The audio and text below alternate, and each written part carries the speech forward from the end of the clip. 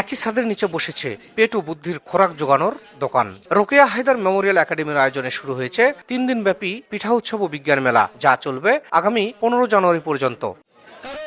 শীতের সকালে হাতে হাতে বাহারি পিঠা, ভাপা, পাটিসাপটা, চিতই সহ নানা রকম ঐতিহ্যবাহী পিঠায় সাজানো স্টলগুলো যেন ফিরিয়ে এনেছে গ্রাম বাংলার হারিয়ে যাওয়া স্বাদ ও সংস্কৃতি। পিঠার পাশাপাশি উৎসবে বিশেষ আকর্ষণ হিসেবে রয়েছে শিক্ষার্থীদের তৈরি বিজ্ঞান ভিত্তিক বিভিন্ন প্রজেক্ট। এই উৎসবকে ঘিরে শিক্ষার্থী, অভিভাবক ও স্থানীয়দের স্বতঃস্ফূর্ত অংশগ্রহণে মুখর হয়ে উঠেছে পুরো একাডেমি প্রাঙ্গণ। আপনারা দেখতে পাচ্ছেন যে সূর্যকে কেন্দ্র করে কিভাবে গ্রহ এবং অন্যান্য গ্রহগুলো ঘুরছে, তার একটি নির্দিষ্ট সচিত্ররূপ আমরা এখানে উপস্থাপন করেছি। এর মাধ্যমে আমরা বুঝতে পারছি আমাদের বইয়ের পাশাপাশি বইয়ে যেসব জ্ঞান পড়েছি তার একটা বাস্তবিক রূপ আমরা এখানে ফুটে তোলার চেষ্টা করেছি। যখন ভূমিকম্প হবে এটা নড়বে, আর এটা নড়লেই ভূমিকম্পের অ্যালার্ম দিবে, আর এখানে বাতি জ্বলবে, আর এটা বৃষ্টির সংকেত দিবে, যা বৃষ্টি হওয়ার সময় আমরা বুঝতে পারবো। আমাদের স্টলে অনেক ধরনের পিঠা 18টি আইটেম রয়েছে, তাই আমরা আমাদের এই পিঠা আরো ভালো করার জন্য আপনারা উৎসাহ দিবেন।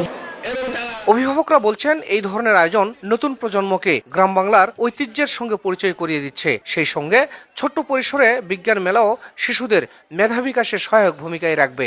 আমরা এতদিন পাঠ্য বইয়ে বিজ্ঞান মেলা, বিভিন্ন পিঠা উৎসব দেখে এসেছি, আজকে আমরা সেগুলো চোখে এগুলো পরিদর্শন করতে পারছি। আমাদের কাছে এটা অনেক ভালো লাগছে।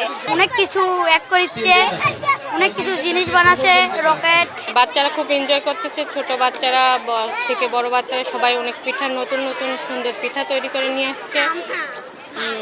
বিজ্ঞান মেলার বাচ্চারা অনেক সুন্দর প্রেজেন্টেশন দিচ্ছে, দেখে খুব ভালো লাগলো। আমরা এসে দেখে খুবই ভালো লাগলো, আর বর্তমান পিঠাও খাইলাম, পিঠাও সৌন্দর্য, খুবই ভালো লাগলো। এগুলো গ্রাম অঞ্চলে হয় না, কিন্তু এগুলো শহরে হয়।